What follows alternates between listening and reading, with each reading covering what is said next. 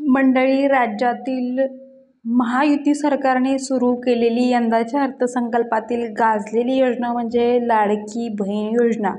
तर या संबंधित आदित्य तटकरे यांनी मोठं विधान केलेलं आहे. तर नक्की महिलांना किती पैसे मिळणार?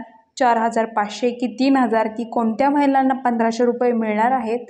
तर हे त्या सांगत आहेत. या व्हिडिओमध्ये सविस्तर जाणून घेऊया. मुख्यमंत्री माझी लाडकी बहीण या योजनेअंतर्गत 2 कोटीपेक्षा जास्त महिलांच्या खात्यामध्ये या योजनेचे पैसे जमा होणार आहेत. त्याच्यामुळे हा व्हिडिओ तुमच्यासाठी महत्त्वाचा ठरणार आहे. तर त्या अगोदर चॅनलवर नवीन असल्यास पटकन लाईक करा, सबस्क्राईब करा आणि बेल आयकॉन प्रेस करा. आतापर्यंत 1,60,00,000 महिलांना त्यांच्या खात्यावर 3,000 इतका डीबीटी त्या ठिकाणी उपलब्ध करून दिलेला आहे. अख्ख्या देशामध्ये एकाच वेळेला इतका मोठा लाभ देणारी मुख्यमंत्री माझी लाडकी बहीण ही एकमेव योजना आहे. आणि या योजनेमध्ये आम्ही खरं तर माता भगिनींनो अनेक अटी शर्ती तर शिथिल केलेल्याच आहेत, पण एक अट जी आम्ही कायम ठेवली ती कसली होती माहिती? ती म्हणजे जी माझी लाभार्थी महिला असेल, जिच्या कुटुंबाचं उत्पन्न 2.5 लाखाच्या कमी असेल, आम्ही त्याच महिलेला या योजनेचा लाभ देणार जिचं स्वतःचं वैयक्तिक खातं ती उघडेल. म्हणजे खातं हे तिचं स्वतःचं वैयक्तिक असलं पाहिजे. बऱ्याचशा माझ्या माता भगिनी अशा आहेत ज्यांचं अकाउंट, ज्यांचं बँकचं खातं त्यांच्या मिस्टरांसोबत किंवा भावासोबत जॉईंट अकाउंट होतं. त्या आम्हाला सुरुवातीला विचारायच्या की ताई आमचं जॉईंट अकाउंट आहे, काय फरक पडतो, तुम्ही आमच्या जॉईंट अकाउंटवर डीबीटी करा. आम्ही म्हटलं नाही. मुख्यमंत्री मोदयांच्या, एकनाथजी शिंदे साहेबांच्या, फडणवीस साहेबांच्या, अजितदादांच्या, सर्व मंत्रिमंडळातील सहकाऱ्यांच्या, आमच्या सगळ्यांची ही इच्छा आहे की लाभ हा त्या महिलेच्या खात्यावरच गेला पाहिजे. अकाउंट जर जॉईंट असेल तर सकाळी तुम्हाला पैसे डीबीटी झाल्याचा मेसेज येईल, संध्याकाळी सगळ्या माझ्या माता भगिनी उत्सुक बँकेमधनं तो सन्मान निधी विड्रॉ करायला जातील. संध्याकाळी विड्रॉ करायला जाईपर्यंत जॉईंट अकाउंट मध्ये तो सन्मान निधी टिकेल काय? किती भरोसा आहे बघा. म्हणून आम्ही अट अशी ठेवली की त्या माता भगिनीचं स्वतःचं वैयक्तिक खातं असलं पाहिजे. तुम्ही मला सांगा, आता तुमच्यापैकी किती जणींना मुख्यमंत्री माझी लाडकी बहीणचा लाभ मिळाला? बहुतांशी सगळ्या, 99% महिला. आता जेव्हा तुम्हाला पहिला मेसेज आला की तुमच्या खात्यामध्ये 3,000 डीबीटी झाले, तुम्हाला आनंद झाला? ज्याच्याकडे सगळं आहे ना त्याला या गोष्टीची जाणीव नसते, पण ज्याच्याकडे नाहीये त्याला कळतं की आपण 1,500 मध्ये काय करू शकतो. माझा मतदारसंघामध्ये एक तळ्यासारखा छोटा तालुका आहे, छोटी छोटी गावं आहेत, तिथे एकच बाजारपेठ आहे. मी त्या दिवशी त्या बाजारपेठमध्ये गणपती सार्वजनिक उत्सव मंडळाला भेट द्यायला गेली. मला त्या बाजारपेठमधले सगळे व्यापारी येऊन म्हटले, ताई आम्ही आभारी आहोत की तुम्ही ही मुख्यमंत्री माझी लाडकी बहीण योजना आणली. मी म्हणलं अरे हे तर सर्व पुरुष आहेत, कदाचित घरातल्या त्यांच्या बायकांनी त्रास द्यायचा कमी केला असेल म्हणून हे आभार मानायला आलेत की काय. तर मी त्यांना विचारलं तुम्ही का आभार मानताय?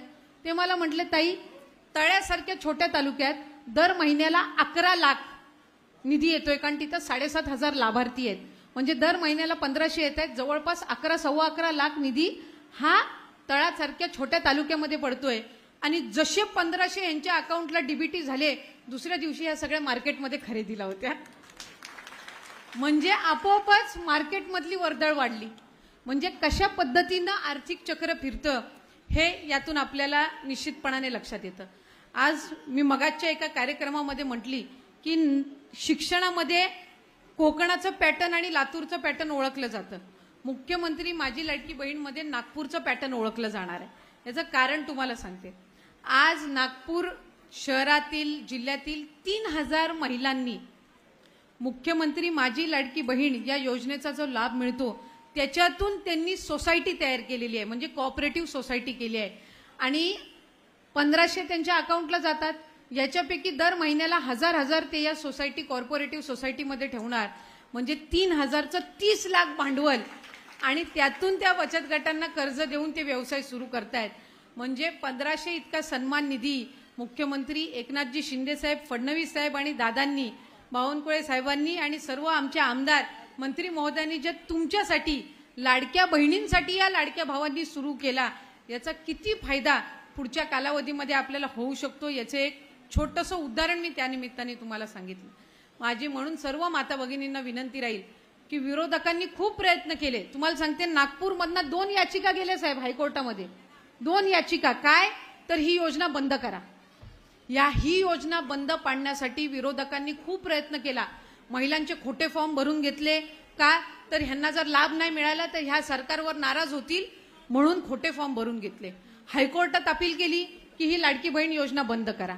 तरी पण ह्या सर्व अडीअडचणींवर मात करून महायुतीच्या सरकारनी ही योजना यशस्वी करून दाखवली. आणि आता प्रत्येकीच्या अकाउंटला डीबीटी झाल्यानंतर विरोधक काय म्हणतात, आम्ही सरकारमध्ये आलो की आम्ही परत ही योजना चालू ठेवू. म्हणजे किती दुटप्पीपणा आहे बघा.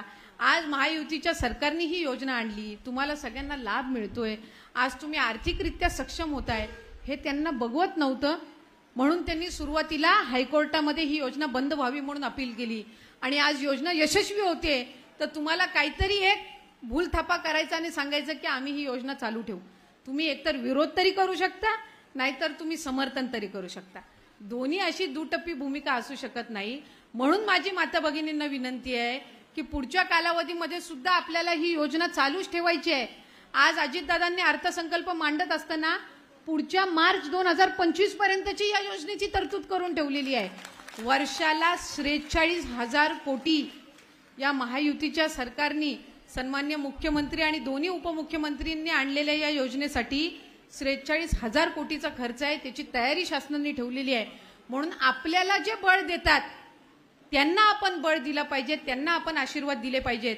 आणि एकदा माता भगिनींनी ठरवलं की आपल्याला या मंडळींना आशीर्वाद द्यायचा आहे तर कोणीही त्यांना पराभूत करू शकत नसतं.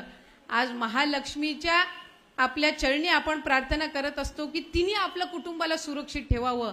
तुम्ही सगळे तिच्या रूप आहात. त्याच्यामुळे तुमच्या हातात आहे की कशा पद्धतीनं आपल्याला सक्षम ठेवणाऱ्या आपल्या भावांना पुढच्या कालावधीमध्ये बळ द्यायचं. माझ्या माता भगिनींना माझी विनंती राहील की या योजनेचा लाभ आपल्याला अधिकाधिक घ्यायचा आहे, पुढे सुद्धा घ्यायचा आहे. आम्ही सप्टेंबर महिन्याचा लाभ या महिन्याच्या अखेरच्या आधी तुमच्या अकाउंटला डीबीटी करणार आहोत. याचाही उल्लेख मी आज या कार्यक्रमाच्या निमित्ताने या ठिकाणी करते. पुढच्या कालावधीमध्येही रजिस्ट्रेशन सुरू राहणार आहे. आणखीन ज्या माता भगिनींनी रजिस्ट्रेशन केलं नसेल त्यांना सप्टेंबरच्या अखेरपर्यंत मुदत आहे. त्याच्यामुळे अधिकाधिक या योजनेचा लाभ घेण्याच्या दृष्टिकोनातून रजिस्ट्रेशन करा. आणखीन कोणाचे अकाउंट आधार कार्ड आणि बँक लिंक झालेलं नसेल तर ते सुद्धा तुम्ही लवकरात लवकर करून घ्या. काही खाती अशी आहेत की आधार कार्ड त्या महिलेचं आणि अकाउंट भावाचं किंवा पतीचं, त्याच्यामुळे तुम्हाला लाभ त्या ठिकाणी मिळत असताना अडचणी येतात. त्याच्यामुळे ज्या माता भगिनीचं आधार कार्ड आहे तिचंच अकाउंट त्या आधार कार्डला लिंक असलं पाहिजे.